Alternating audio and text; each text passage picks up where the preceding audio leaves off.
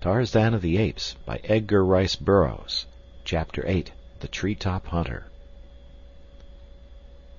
The morning after the Dum-Dum, the tribe started slowly back through the forest towards the coast. The body of Tublat lay where it had fallen, for the people of Kerchak do not eat their own dead. The march was but a leisurely search for food. Cabbage palm and gray plum, pisang and citamine they found in abundance, with wild pineapple and occasionally small mammals, birds, eggs, reptiles, and insects. The nuts they cracked between their powerful jaws, or, if too hard, broke by pounding between stones. Once old Sabor, crossing their path, sent them scurrying to the safety of the higher branches, for if she respected their number and their sharp fangs, they on their part held her cruel and mighty ferocity in equal esteem.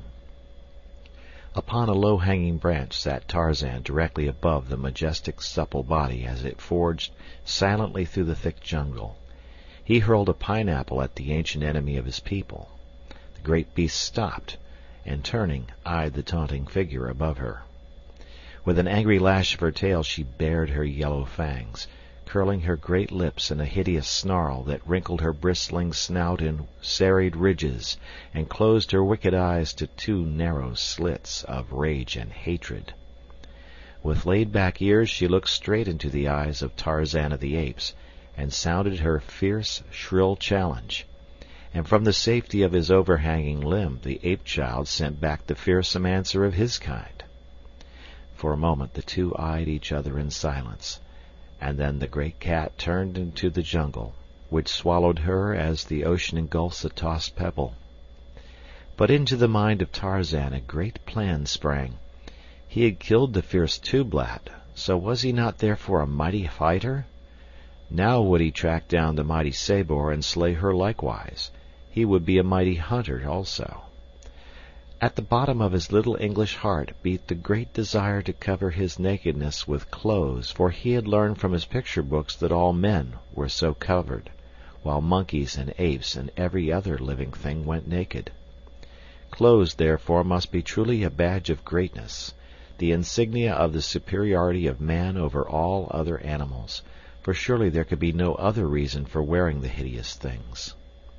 Many moons ago, when he had been much smaller, he had desired the skin of Sabor the lioness, or Numa the lion, or Sheeta the leopard to cover his hairless body, that he might no longer resemble hideous Hista the snake.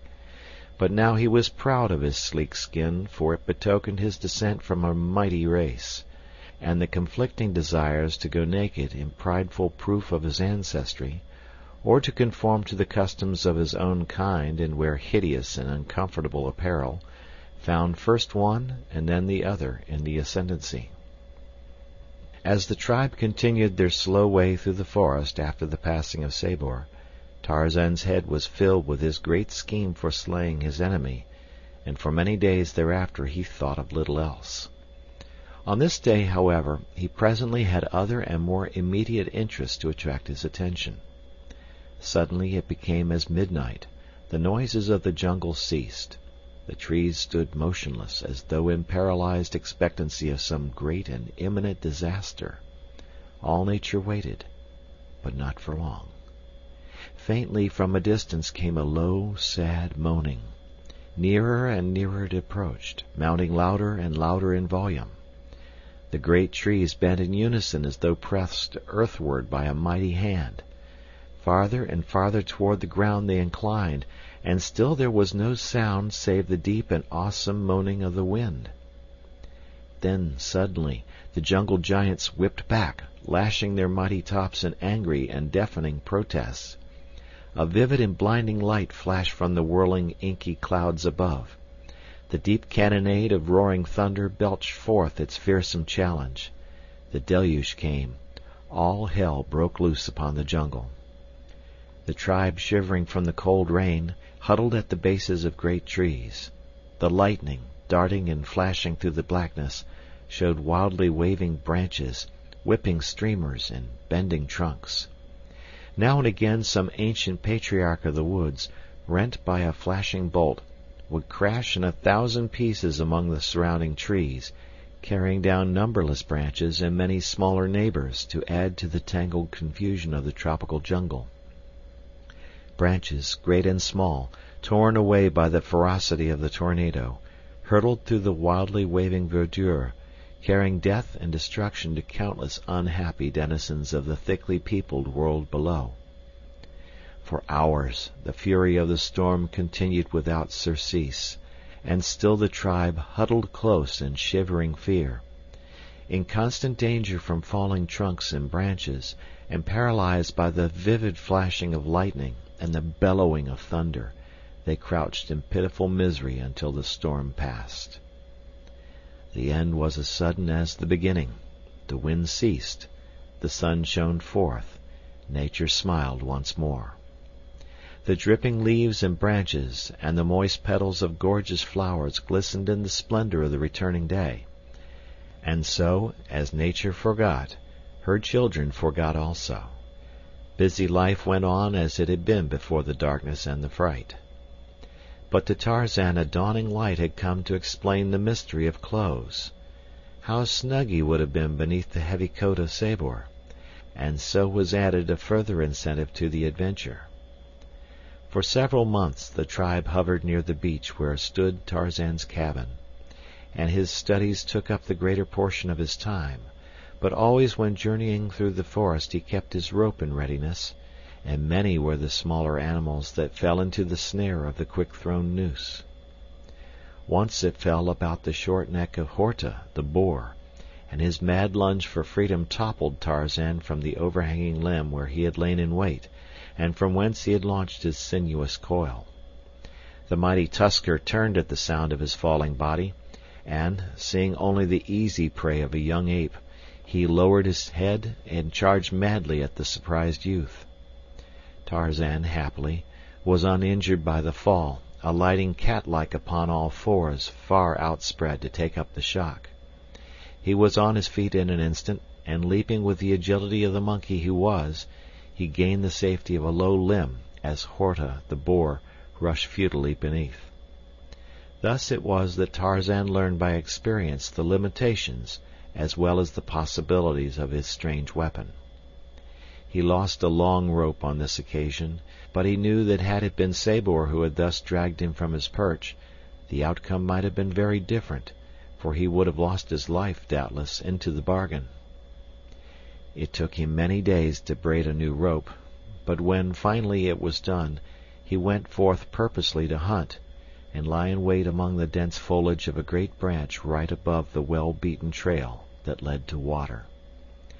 Several small animals passed unharmed beneath him. He did not want such insignificant game.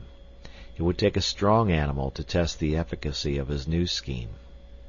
At last came she whom Tarzan sought, with lithe sinews rolling beneath shimmering hide. Fat and glossy came Sabor, the lioness. Her great padded feet fell soft and noiseless on the narrow trail. Her head was high in ever-alert attention, her long tail moved slowly in sinuous and graceful undulations. Nearer and nearer she came to where Tarzan of the Apes crouched upon his limb, the coils of his long rope poised ready in his hand. Like a thing of bronze, motionless as death, sat Tarzan. Sabor passed beneath. One stride beyond she took, a second, a third, and then the silent coil shot out above her. For an instant the spreading noose hung above her head like a great snake, and then, as she looked upward to detect the origin of the swishing sound of the rope, it settled about her neck. With a quick jerk Tarzan snapped the noose tight about the glossy throat, and then he dropped the rope and clung to his support with both hands. Sabor was trapped.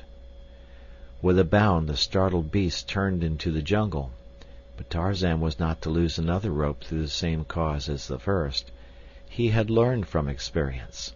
The lioness had taken but half her second bound when she felt the rope tighten about her neck. Her body turned completely over in the air, and she fell with a heavy crash upon her back. Tarzan had fastened the end of the rope securely to the trunk of the great tree on which he sat. Thus far his plan had worked to perfection, but when he grasped the rope, bracing himself behind a crotch of 2 mighty branches, he found that dragging the mighty, struggling, clawing, biting, screaming mass of iron-muscled fury up to the tree and hanging her was a very different proposition. The weight of old Sabor was immense, and when she braced her huge paws, nothing less than Tantor, the elephant himself, could have budged her. The lioness was now back in the path where she could see the author of the indignity which had been placed upon her. Screaming with rage, she suddenly charged, leaping high into the air toward Tarzan, but when her huge body struck the limb on which Tarzan had been, Tarzan was no longer there. Instead, he perched lightly upon a smaller branch 20 feet above the raging captive. For a moment Sabor hung half across the branch, while Tarzan mocked and hurled twigs and branches at her unprotected face. Presently the beast dropped to the earth again, and Tarzan came quickly to seize the rope, but Sabor had now found that it was only a slender cord that held her, and grasping it in her huge paws, severed it before Tarzan could tighten the strangling noose a second time. Tarzan was much hurt. His well-laid plan had come to naught, so he sat there screaming at the roaring creature beneath him and making mocking grimaces at it. Sabor paced back and forth beneath the tree for hours. 4 times she crouched and sprang at the dancing sprite above her, but might as well have clutched at the elusive wind that murmured through the treetops. At last Tarzan tired of the sport, and with a parting roar of challenge and a well-aimed ripe fruit that spread soft and sticky over the snarling face of his enemy, he swung rapidly through the trees, 100 feet above the ground, and in a short time was among the members of his tribe. Here he recounted the details of his adventure, with swelling chest and so considerable swagger that he quite impressed even his bitterest enemies, while Kala fairly danced for joy and pride. End of chapter.